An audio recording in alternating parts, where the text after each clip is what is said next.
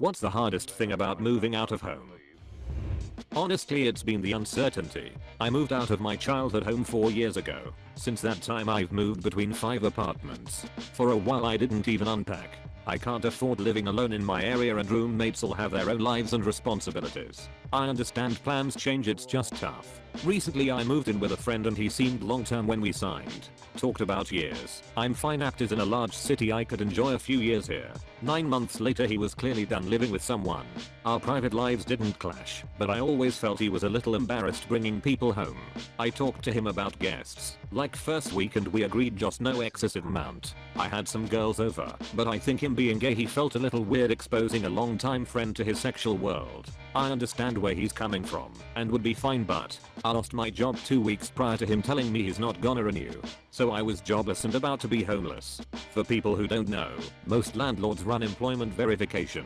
Eventually found a place that was not so strict. After a month in this new place, which is okay kinda in a seedy spot, but the building's got cool people, mostly older. I'm almost back on my feet. But that's the worst thing. The uncertainty. I'm just a few inconveniences away from being out on the street. It never really hit me how easy it is to become homeless. Now I understand why my dad moved across the country in pursuit of a job. OMG, the thing that surprised 18-year-old me the most when I moved out of my parents' house to my own unfurnished 1-bedroom apartment was the amount of random little stuff that you have to buy to get set up. Everyone already knows about the big stuff. You're going to want a couch. You're going to want a TV. You'll need pots to cook in. Eventually, a table to eat at would be good. If you're me, you brought all your furniture from your old bedroom because your mom wanted that room for an office, so the bedroom was fine. That's only the beginning, though. My first night in my apartment, I realized that the living room and bedroom had no light source, so I needed lamps. Then the floor got dirty. Oh shit, I need a vacuum cleaner. I want to cook something. OMG, spices don't just grow in cabinets. It was a million little things like that, and it had never occurred to me how much that stuff would cost.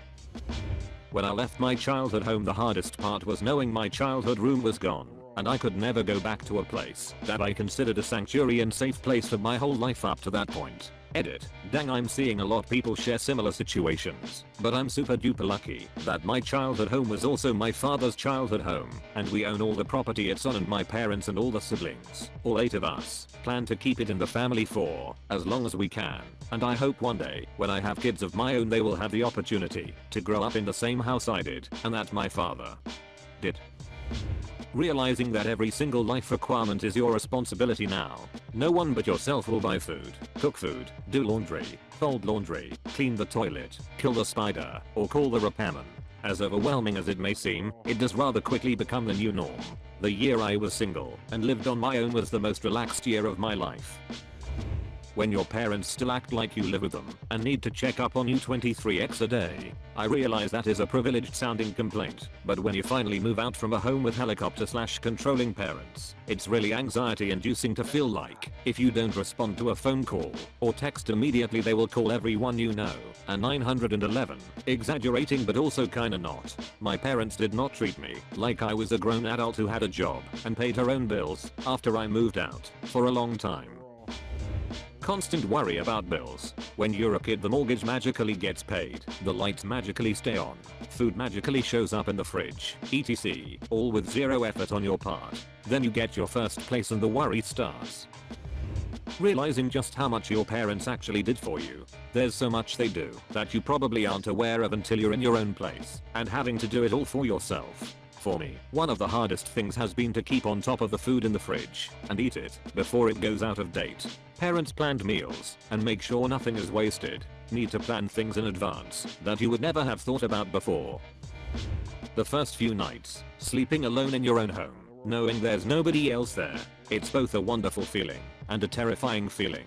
You find yourself thinking about the fact that when you were with your parents or guardians, they were a sort of backup and security if someone decides to break in. And now it's just you. You start thinking about all the ways you can be safer. You remember to lock the door and check it 3 times before going to bed.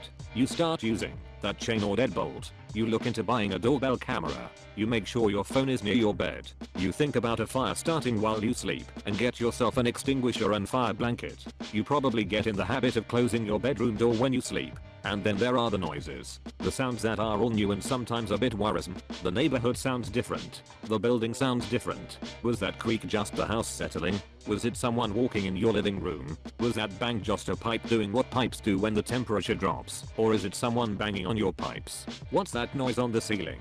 Oh, yeah, it's an apartment, and there's an upstairs neighbor walking around. Or it's not, and there's a critter on your roof. Or is it a burglar? Is that the wind or someone rattling your door or window? Sirens? Is that a train? What's that howling? What's that weird animal noise outside? The first week is an assault on your senses. It takes time to get used to being in this totally strange place, and if you're alone you will feel very vulnerable for a while. But this is all good. You need that fire extinguisher. You need to consider home security measures. You need to understand the sounds of your home and neighborhood. You need to learn to take care of yourself and consider all the factors when you live somewhere, and eventually it becomes normal.